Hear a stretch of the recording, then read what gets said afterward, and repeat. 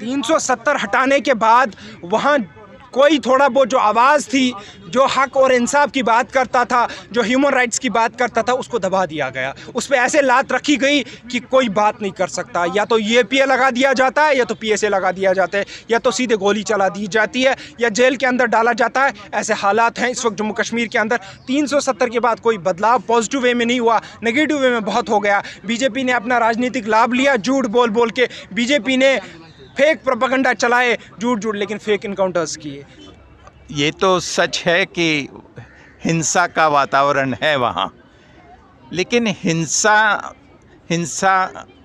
से समाधान नहीं हो सकता है। बातचीत से समाधान, गोली से कोई समाधान नहीं हो सकता। बोली की आवश्यकता है।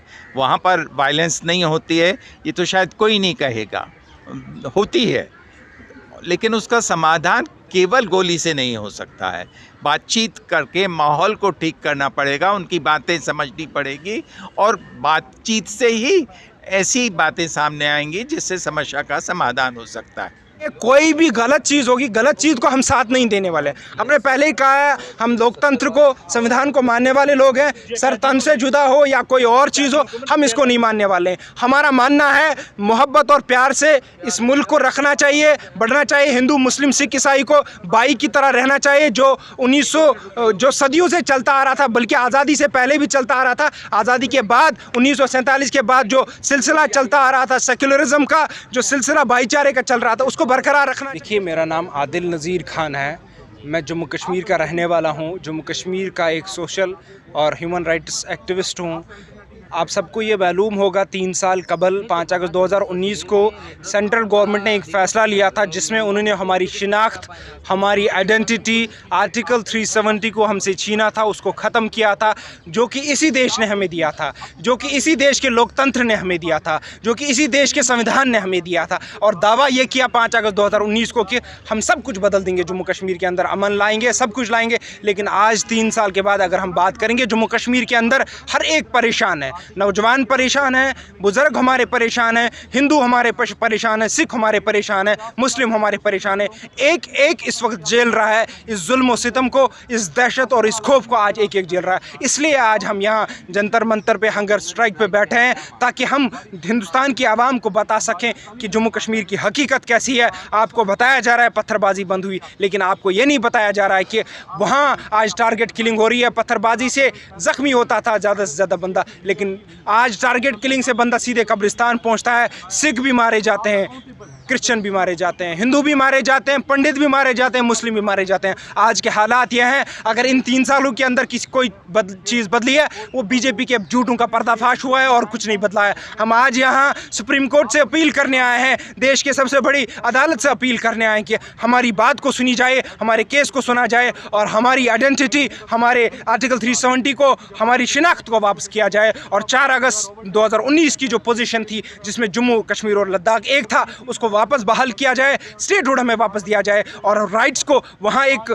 बोलने की आज़ादी को बहाल किया जाए, वहाँ फ्रीडम ऑफ स्पीच को दिया जाए, वहाँ जितने भी हमारे राइट्स हैं उनको दिया जाए। और जो भी हमारे ह्यूमन राइट्स एक्टिविस्ट हैं, हमारे लीडर्स हो, उलमाई किराम हो, उनको छोड़ा जाए, उनको फ्रीयर ट्रायल दिया जाए, पीएसए और यूएपीए जैसे काले कानून को ख़त्म किया जाए, हमारे नौजवान को चैन से और सुकून से रहने दिया जाए, और वहाँ वाकई डेवलपमेंट किए जाए। लेकिन डेवलपमेंट इन पॉजिटिव सेंस, ये जो डेवलपमेंट आप बोल रहे हैं, ये डेवलपमेंट हमें कतई मंजूर नहीं है, जिसमें हमारा सिख भी मारा जा रहा है, हम पंडित भी मारा जा रहा है, हिंदू भी मारा जा रहा है, मुसलमान भी मारा जा रहा है, जिससे हमारा रोज़गार भी जा रहा है, जिससे अमन और शांति हमेशा के लिए ख़त्म हो रहा है, जिससे दिल की दूरी और बढ़ रही है। ये हवाला हमें बिल्कुल भी नहीं चाहिए। हम आज यहाँ हिंदुस्तान की आवाम से अपील करने आए हैं, आप आइए, जम्मू कश्मीर आपका वेलकम करते हैं। हमारे दुख और दर्द को समझिए, जम्मू कश्मीर के लोगों के दर्द को देखिए, दर्द को समझिए, उस दर्द को कम करने की कोशिश कीजिए। और हिंदुस्तान के इंस्टीट्यूशन से गुजारिश है कि हमारे केस को एड्रेस किया जाए और हमारे शिनाख्त को हमें वापस दिया जाए। 370 हटाने के बाद वहाँ कोई थोड़ा बहुत जो आवाज़ थी, जो हक और इंसाफ की बात करता था, जो ह्यूमन राइट्स की बात करता था, उसको दबा दिया गया। उस पर ऐसे लात रखी गई कि कोई बात नहीं कर सकता। या तो ये लगा दिया जाता है, या तो PSA लगा दिया जाता है, या तो सीधे गोली चला दी जाती है, या जेल के अंदर डाला जाता है। ऐसे हालात हैं इस वक्त जम्मू कश्मीर के अंदर। 370 के बाद कोई बदलाव पॉजिटिव वे में नहीं हुआ, नेगेटिव वे में बहुत हो गया। बीजेपी ने अपना राजनीतिक लाभ लिया, झूठ बोल बोल के बीजेपी ने फेक प्रोपेगेंडा चलाए, झूठ लेकिन फेक इनकाउंटर्स किए, टारगेट किलिंग बढ़ी, हर एक परेशान। आप जाइए, आप देखिए आज कितना दिल दूर हो गया है जम्मू कश्मीर की आवाम का दिल्ली से। जबकि 2019 5 अगस्त से पहले अगर हम देखेंगे शायद वो दूरी कम हो रही थी, लेकिन अब वो और बढ़ती जा रही है और ये बारूद बढ़ता जा रहा है। कहीं ऐसा ना हो जाए कि ये बारूद फूट जाए और पूरे हिंदुस्तान को इसका खामियाजा फिर भुगतना पड़े। इसलिए हम आवाम से गुजारिश करते हैं, हम अमन वाले लोग हैं, हम कॉन्स्टिट्यूशन और संविधान को मानने वाले लोग हैं। आप आइए, हमारे दुख और दर्द को समझिए और उसको बांटिए हमारे साथ, ताकि आपको भी पता चले कि हम क्या फील कर रहे हैं, हम किन हालातों के अंदर गुजर रहे हैं, हमारे साथ क्या क्या जुल्म हो रहे हैं, हमारे साथ क्या क्या सितम हो रहे हैं, हमारे साथ हमारे कौन कौन से हुकूक हमसे छीने जा रहे हैं, हमारे पे कैसे जुल्म और सितम ढाए जा रहे हैं। बस आप आवाम से हमारी यही गुजारिश है। देखिए, आज़ादी का अमृत महोत्सव जो अभी 15 अगस्त को मनाया गया, आपने देखा होगा जहाँ कहीं भी वो मनाया गया जम्मू कश्मीर के अंदर, खासकर कश्मीर के अंदर, या तो वो स्कूल्स के अंदर हुआ, वहाँ एडमिनिस्ट्रेशन को फोर्स किया गया, या तो वो रोड्स पे हुआ, इतनी सिक्योरिटी लगा के तो वो भी सिक्योरिटी वाला हो। मैं कह रहा हूँ, मुझे कोई आपत्ति नहीं है, तिरंगा उठाए, शान से उठाए जम्मू कश्मीर की आवाम, लेकिन दिल से जिस दिन उठाएगा उस दिन सलूट करूँगा, उस दिन आपको मानूंगा। लेकिन वो दिल से नहीं उठा रहे हैं, वो आप उनको ज़बरदस्ती कर रहे हैं, तब आप उठवा रहे हैं। आप दिल से उठाइए ना, दिल से उनको उठवाने पे मजबूर कर दिया। मजबूर क्या, दिल से जब वो उठाएंगे तो सारे हालात सही हो जाएंगे, अमन और शांति फॉर एवर सही हो जाएगा, अमन और शांति फॉर एवर आ जाएगा। तरीके से प्रवासी मजदूरों को जिस तरह से गोली मार दी जा रही है, तो इसके बारे में आप क्या कहेंगे? मैंने वही कहा ना, चाहे वो प्रवासी मजदूर हो जो बाहर से, हमारे बेचारे बिहार से, पंजाब से, बंगाल से, यूपी से, जहाँ से भी आते हैं, अब बेचारे वो भी निशाना बन रहे हैं। कश्मीरी पंडित भी निशाना बन रहे हैं। जो कश्मीरी पंडित उस दिन भी नहीं निकले जब 1990 में दहशत और खौफ का माहौल था जम्मू कश्मीर के अंदर, उस टाइम भी राजनीति भी खेली गई, कश्मीरी मुसलमानों के साथ भी, पंडित के साथ भी। लेकिन आज वो पंडित भी वहाँ भागने के लिए तैयार हैं। वो पिछले 3-3, 4-4 महीनों से प्रोटेस्ट पे बैठ रहे हैं, लेकिन उनकी भी कोई नहीं सुन रहा है। चलो हमारी नहीं सुन रहे हो, हमें तो आप अपना दुश्मन मानते हो, लेकिन उनकी तो सुनिए ना, उनकी बात कीजिए ना। ये टारगेट किलिंग तभी रुकेगी जब आप आवाम को दिल से गले लगाओगे। ये सारा मसले तब हल होंगे जब आवाम को दिल से गले लगाओगे, जब आवाम की बात सुनोगे, उनके हुकूक उनको वापस करोगे, उनकी आइडेंटिटी उनको वापस करोगे।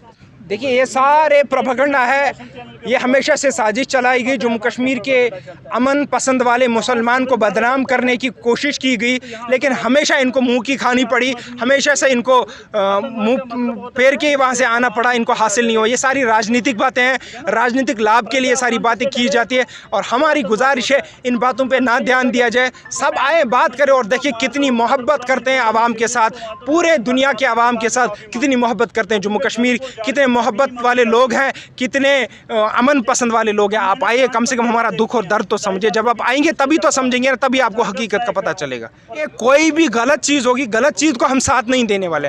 हमने पहले ही कहा है, हम लोकतंत्र को, संविधान को मानने वाले लोग हैं। सर तन से जुदा हो या कोई और चीज़ हो, हम इसको नहीं मानने वाले। हमारा मानना है मोहब्बत और प्यार से इस मुल्क को रखना चाहिए, बढ़ना चाहिए। हिंदू, मुस्लिम, सिख, ईसाई को भाई की तरह रहना चाहिए, जो सदियों से चलता आ रहा था, बल्कि आज़ादी से पहले भी चलता आ रहा था। आज़ादी के बाद 1947 के बाद जो सिलसिला चलता आ रहा था, सेक्युलरिज्म का जो सिलसिला भाईचारे का चल रहा था, उसको बरकरार रखना चाहिए। हर एक को अपनी इज्जत, अपना मुकाम मिलना चाहिए। किसी के खिलाफ किसी को नहीं खड़ा होना। मैंने कहा ना पहले, ये सारी पॉलिटिकल स्टंट है, कम्युनल पॉलिटिक्स खेली जा रही है राजनीतिक लाभ के लिए, और ये बाकी कुछ नहीं है।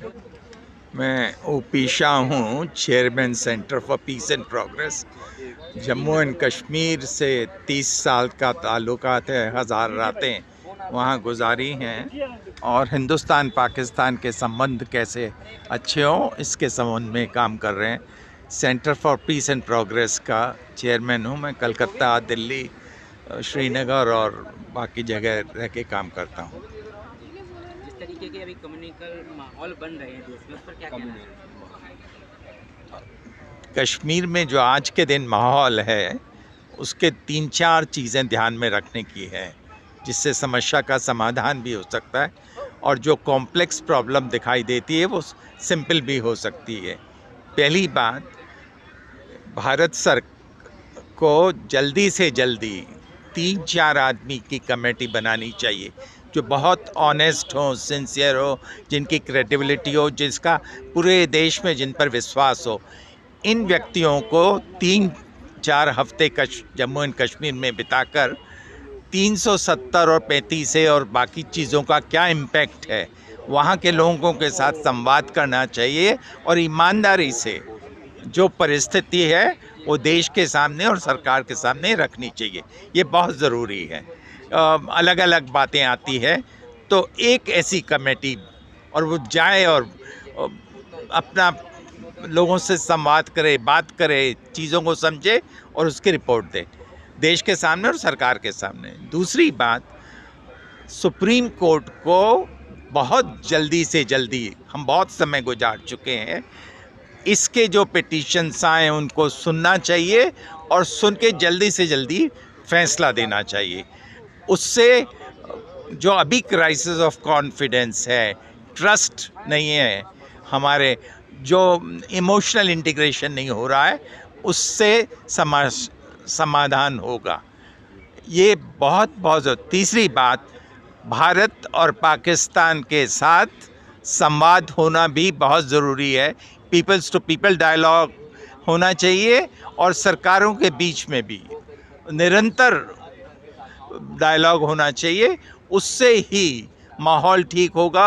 अगर माहौल ठीक होगा तो हमारे को जो आज के दिन समस्या लगती है उसका एक समाधान हो सके। सरकार तो इंटरनेशनल हमारी सरकार, जहाँ तक जम्मू एंड कश्मीर का सवाल है, उसमें तो संवाद नहीं हो रहा है। वहाँ की आवाम के साथ, वहाँ के जितने डिफरेंट लोगों के साथ, डिफरेंट ग्रुप्स के साथ संवाद नहीं हो रहा है। जहाँ तक पाकिस्तान का सवाल है, उसके साथ भी अभी संवाद बहुत निम्न स्तर का। हमारे हाई कमिश्नर नहीं है। हाँ, हिंदुस्तान का हाई कमिश्नर इस्लामाबाद में नहीं है, इस्लामाबाद का हाई कमिश्नर दिल्ली में नहीं है। उसकी आवश्यकता है। आफ्टर ऑल हम जुड़े हुए हैं, नेबर हैं, और जम्मू एंड कश्मीर का मामला दोनों के बीच में फंसा हुआ है, तो उसको इग्नोर तो नहीं किया जा सकता है। ये तो सच है कि हिंसा का वातावरण है वहाँ, लेकिन हिंसा से समाधान नहीं हो सकता है। बातचीत से समाधान, गोली से कोई समाधान नहीं हो सकता। बोली की आवश्यकता है। वहाँ पर वायलेंस नहीं होती है, ये तो शायद कोई नहीं कहेगा, होती है, लेकिन उसका समाधान केवल गोली से नहीं हो सकता है। बातचीत करके माहौल को ठीक करना पड़ेगा, उनकी बातें समझनी पड़ेगी और बातचीत से ही ऐसी बातें सामने आएंगी जिससे समस्या का समाधान हो सकता है। आपसे उस बात को फिर रिपीट करता हूँ कि हमारा डायलॉग कश्मीर और जम्मू के आवाम के साथ, जितने वर्ग हैं, प्रोफेसर्स के साथ, टीचर्स के साथ, ट्रेडर्स के साथ, वोट वाले के साथ, पॉलिटिकल लीडर्स के साथ, मेन स्ट्रीम के लोगों के साथ, जिसको हम सेपरेटिस्ट बोलते हैं, उनके साथ भी संवाद की आवश्यकता है। उन सबके साथ संवाद जो होता था बीच बीच में, अभी एकदम रुका हुआ है। 3-4 साल से हमारा संवाद रुका हुआ है। इसको फिर से रिवाइव करने की आवश्यकता है, और ये संवाद अगर रिवाइव हो गया तो फिर जो आज के दिन समस्या है, इसमें कोई शक नहीं है। देखिए ना, 370 और 35 को हटाने के टाइम में ये कहा था कि कश्मीरी पंडित वापस कश्मीर में जा सकें, लेकिन हुआ उल्टा है। जितने कश्मीरी पंडित 5 अगस्त 2019 में थे, उससे आज कम हुए हैं, और जो हैं वो भी ये कहते हैं कि आप हमको जल्दी से जल्दी यहाँ से निकालिए। जाने के बाद तो हो ही नहीं रही है। कोई और भागों से या जम्मू से भी जो कश्मीरी पंडित हैं वो जाएं कश्मीर में बसना चाहें, वो तो है ही नहीं।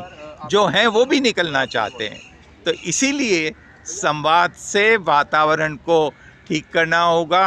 क्राइसिस ऑफ कॉन्फिडेंस है, ट्रस्ट डेफिसिट है, वो सब समझकर विश्वास का वातावरण तैयार करना होगा।